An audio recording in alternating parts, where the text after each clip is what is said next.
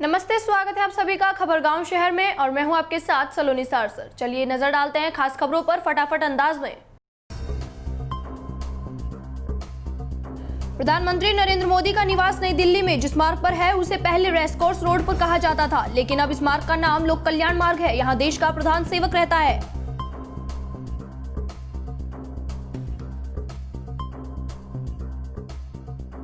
मोदी ने स्वयं को इस भूमिका में रखा है और इसीलिए उनकी पार्टी भाजपा मोदी के जन्मदिन को हर वर्ष सेवा सप्ताह के रूप में मनाती है।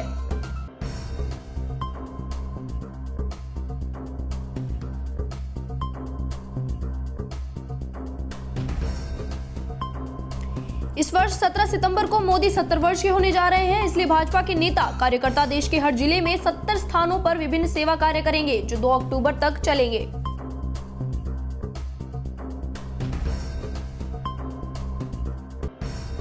भारत में कोरोना वायरस के संक्रमितों का आंकड़ा 51 लाख के पार हो गया। अब तक 51,18,254 लोग संक्रमित हो चुके हैं। 24 घंटे में कोरोना के रिकॉर्ड 97,894 नए मरीज मिले। इसके पहले 11 सितंबर को 97,754 केस बढ़े थे।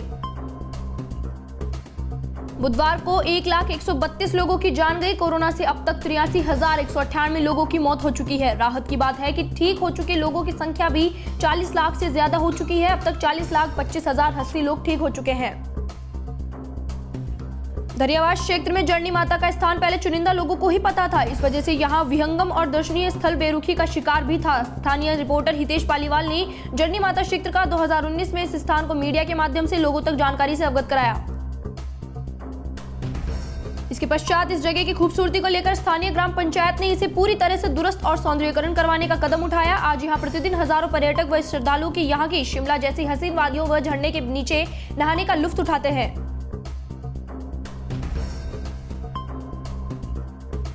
झालावाड़ जिले के उनेल थाना क्षेत्र के कचनारा गांव में कृषि कार्य करते हुए दादी पोता की मौत हो गई। उनेल पुलिस के अनुसार 22 वर्षीय युवक नरेंद्र सिंह व उसकी दादी कुएं पर थे, तभी युवक अपनी मक्का की फसल पिलाने के लिए मोटर चालू करने गया।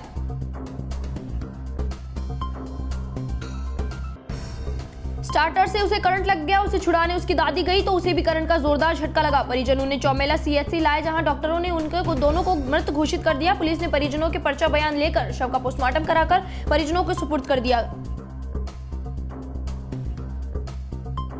भीलवाड़ा उत्तर पश्चिमी रेलवे ने भाजपा नेता रामनाथ योगी और भाजपा जिला महामंत्री भैरूलाल मेघवंशी को रेलवे सलाहकार समिति का सदस्य मनोनीत किया है।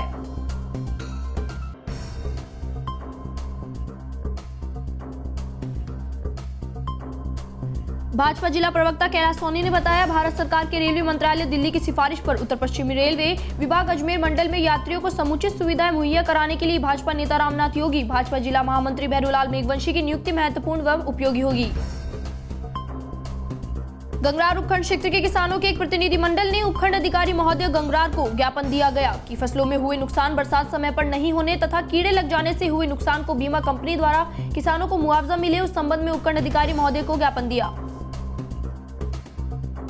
ज्ञापन में उपखंड अधिकारी महोदय ने किसानों को मुआवजा दिलाने का पूरा आश्वासन दिया। किसानों के प्रतिनिधिमंडल में नारायण सिंह, कमल सिंह, भवानी राम जाट, बर्दी शंकर पारिक, भंवरलाल जाट, कल्याण बैरवा, राजू तेली तथा रघुनाथपुरा साड़ा क्षेत्र के किसानों द्वारा श्रीमान को ज्ञापन दिया गया।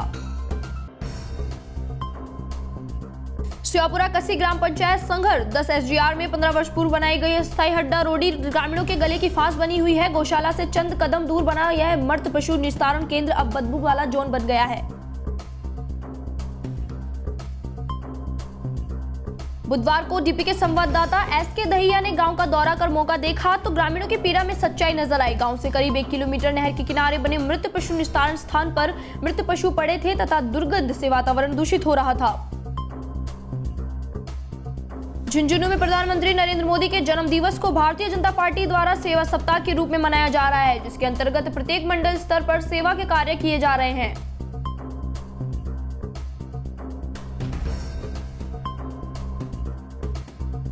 बुधवार को नगर मंडल अध्यक्ष एवं मुख्य जिला प्रवक्ता कमलकांत शर्मा के नेतृत्व में शहर के मुख्य बाजार, नेहरू मार्केट, कपड़ा बाजार व जोशी गट्टा में भाजपा कार्यकर्ताओं द्वारा सिंगल यूज प्लास्टिक का विरोध किया व कपड़े के थैले व्यापारियों को वितरित किए गए। बिलाड़ा निकटवर्ती खारिया अनावास गांव में विद्यालय में यदि मन से सकारात्मक प्रयास किया जाए तो निश्चित रूप से सुखद परिणाम मिलता है, जो आपको आत्मसंतुष्टि के साथ आत्मसम्मान भी दिलाएगा।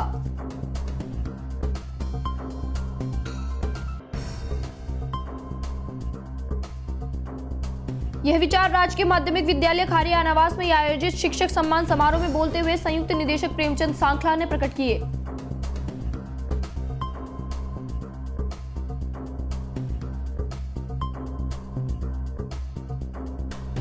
रामदेवरा 16 सितंबर को ग्राम पंचायत रामदेवरा के प्रधानाचार्य एवं पदेन पंचायत प्रारंभिक शिक्षा अधिकारी उगम सिंह तंवर की अध्यक्षता में राजकीय प्राथमिक विद्यालय कुंडलियों की ढाणी में विद्यालय प्रबंधन समिति एवं अभिभावकगण की साधारण सभा का आयोजन किया गया। बैठक में प्रधानाचार्य उगम सिंह तंवर ने उपस्थिति सभी लोगों को अधिक से अधिक विद्यालय में नामांकन करवाने व पौधे लगाने पर जोर दिया गया। घर पर भी बच्चों की पढ़ाई की तरफ अभिभावकों से पूरा ध्यान देने की बात कही गई।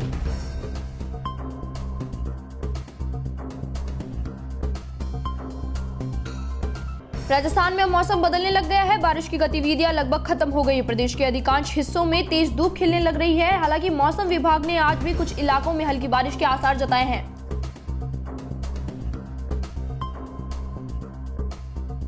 लेकिन अधिकांश हिस्सों में मौसम शुष्क करने की संभावना है। मौसम विभाग के अनुसार जोधपुर, अजमेर, उदयपुर और कोटा संभाग में इक्का दुक्का इलाकों में मेघ गर्जन के साथ हल्की बारिश हो सकती है। शेष सभी जगहों पर मौसम शुष्क रहेगा।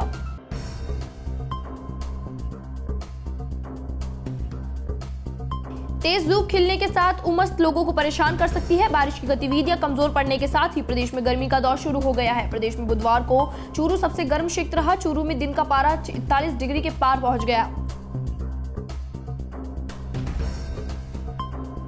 राजस्थान में विभिन्न विभागों में कार्यरत करीब 1.5 लाख संविदा कर्मियों को स्थायी करने के चुनावी वादे से सत्ता में आई गहलोत सरकार अब संविदा कर्मियों को स्थायी करने की ओर बढ़ रही है।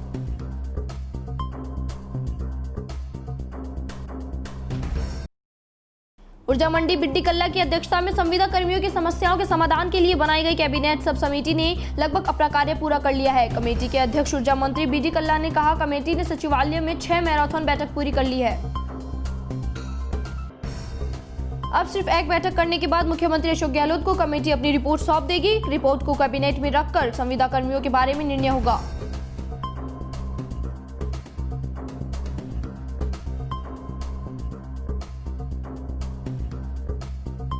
कृषि और कृषि व्यापार से संबंधित केंद्र सरकार द्वारा लाए गए 3 कानूनों को लेकर राजस्थान पूर्व डिप्टी सीएम सचिन पायलट ने एनडीए सरकार पर निशाना साधा है। उन्होंने तीनों कानूनों को कृषि और किसान की विरोधी बताया है।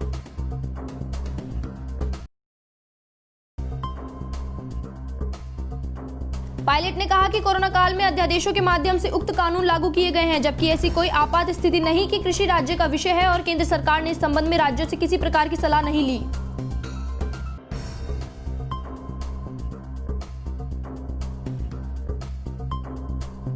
केंद्र सरकार द्वारा किसान संगठनों एवं राजनीतिक दलों से भी इस संबंध में कोई राय मशविरा नहीं किया गया। इसके साथ पायलट ने कहा कि मोदी सरकार प्रारंभ से ही किसान विरोधी रही है।